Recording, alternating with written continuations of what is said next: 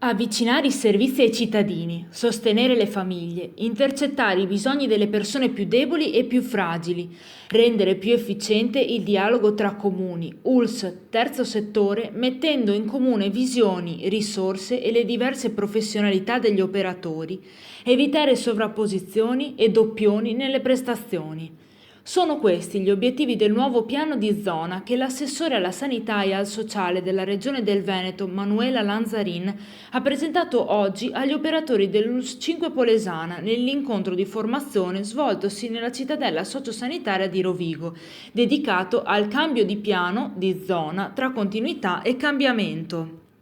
Il piano di zona è uno strumento, come un piano regolatore, ha premesso l'assessore, utile per fotografare le emergenze sociali da affrontare, ma soprattutto per mettere in rete degli interventi secondo strategie comuni che consentano l'ottimizzazione delle risorse e la condivisione degli obiettivi. Anche nel sociale vale la regola aurea che insieme si fa meglio e si fa più strada. Per questo la Regione ha chiesto che le conferenze e i comitati dei sindaci, le ULSS, i comuni, gli uffici giudiziari, le IPAB e gli istituti sociali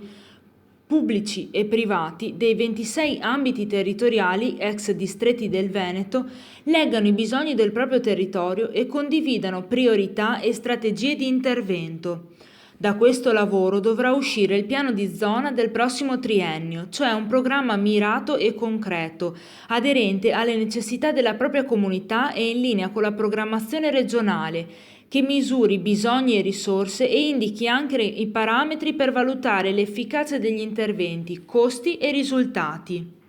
6. Le aree di intervento previste per la pianificazione territoriale dei servizi sociali, famiglie e minori, anziani, disabili, dipendenze, salute mentale, povertà e inclusione sociale.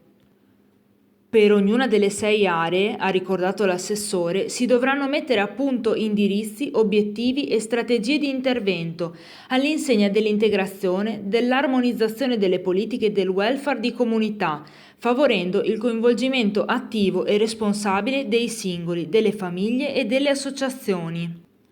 I tavoli di lavoro stanno già mettendo in dialogo assistenti sociali, servizi di segretariato sociale, i servizi di pronto intervento per le situazioni di emergenza, l'assistenza domiciliare, i centri residenziali e semiresidenziali, i centri di accoglienza o comunità residenziali.